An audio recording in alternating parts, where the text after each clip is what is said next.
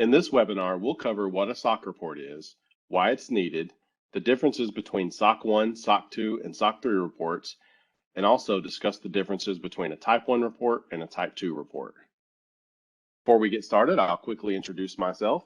My name is Dustin Farthing. I'm a senior manager with LBMC Information Security. I work in our IT assurance practice and primarily serve in our SOC and internal audit service lines. So why does an organization need a SOC report in the first place? Many organizations outsource aspects of their business to external companies or service providers. There's a number of reasons why an organization may choose to do this. Perhaps they want to focus on their core competencies and not spend time and resources performing tasks that they could otherwise outsource. Or perhaps it's simply more cost-effective to outsource than it is to perform internally. Whatever the factors are that are behind that business decision, these third-party companies provide services ranging from performing very specific tasks to replacing entire business units. Many of the services being outsourced are integral to their customers' business operations. Therefore, anytime a company outsources a significant business process or function, they're still accountable for validating the effectiveness of the controls around that process or function. In other words, a company can outsource controls, but they can't outsource the risk. For example, if Company A outsources its data operations to Company B becomes responsible for storing, protecting, and ensuring the continued availability of Company A's data. In this scenario, Company B would be considered a service organization.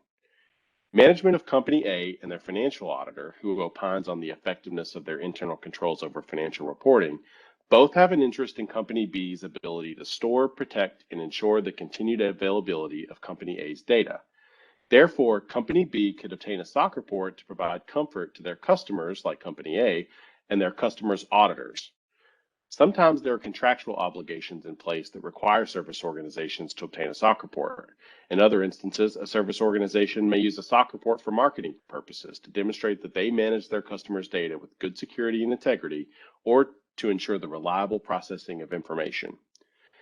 Depending on the nature of the risk being addressed and the intended audience of the report, different SOC for service organization reports, such as SOC 1, SOC 2, or SOC 3, can be utilized to provide assurance that the service organization is achieving its objectives. So how do you choose the SOC report that's most appropriate for your organization? Let's start with a SOC 1. A SOC 1 is a report on controls at the service organization which are relevant to their customers' internal controls over financial reporting. A SOC 1 report is intended to meet the needs of organizations that use a service organization, known as user entities, and the CPA firm that audits their financial statements. An example of a service organization that would obtain a SOC 1 report would be a company that processes payroll for their customers. Management of the service organization provides a detailed description of the system in place as it relates to the services being provided. Further, management defines a series of control objectives that they want to achieve. The control objectives are a series of statements that address how their risks are going to be mitigated. Management also includes a listing of controls applicable to each control objective that ensures they satisfy them. The SOC 1 engagement consists of the service auditor evaluating 1, the accuracy of management system description, and 2, the design and operating effectiveness of the controls established to satisfy the control objectives. The service auditor then issues its opinion with the SOC 1 report, which is distributed for restricted use. While a SOC 1 is a report that addresses a service organization's impact on financial transactions, a SOC 2 is a report on controls at a service organization that demonstrate their ability to maintain the security of their customers' data, and may also cover controls around availability, processing integrity, confidentiality, and privacy. The intended audience of the report would be the customers or potential customers of the service organization. An example of a service organization who would obtain a SOC 2 report might be a company who manages and maintains their customer's IT data center or their underlying infrastructure and applications. There are 5 trust services criteria that can be reported on: security, availability, processing integrity, confidentiality, and privacy. The AICPA has defined control criteria related to each of the trust services criteria that must be satisfied in order for the service auditor to express a favorable opinion. Unlike in a SOC 1, management of the service organization does not define the control criteria. However, the controls established to meet the trust services criteria are defined by management of the service organization. The SOC 2 engagement consists of the service auditor evaluating 1, the accuracy of management system description, and 2, the design and operating effectiveness of the controls established to satisfy the relevant trust services criteria. The service auditor then issues its opinion with the SOC 2 report, which is distributed for restricted use. Similar to the SOC 2, the SOC 3 is a report on controls at a service organization and their ability to satisfy the criteria related to security, availability, processing integrity, confidentiality, and privacy. The assessment covers the same evaluation of controls that are addressed in a SOC 2. The key distinction is that the SOC 3 is intended for general use as opposed to restricted use. This means that the SOC 3 report is a public-facing document that gives a high-level overview of information that would be contained in a SOC 2 report.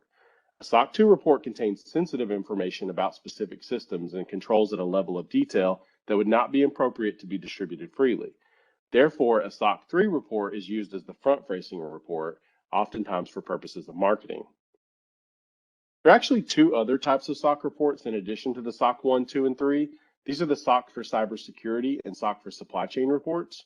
While we won't be covering them in this webinar, you can go to lbmcsecurity.com for more information on these. With a SOC 1 or SOC 2 report, an organization can choose to issue a Type 1 report or a Type 2 report. Let's review the differences. When the service auditor performs a SOC 1 or SOC 2, the procedures performed can be designed to provide an opinion about the design and operating effectiveness of controls, either for a specific point in time or over a defined period of time. Depending on coverage provided by the procedures performed, the service auditor will issue either a Type 1 or Type 2 report.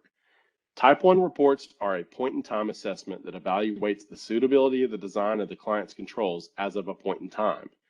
Type 2 reports cover a period of time, typically 6 to 12 months, and evaluates the suitability of the design and operating effectiveness of the client's controls throughout the period covered by the report, also known as the reporting period.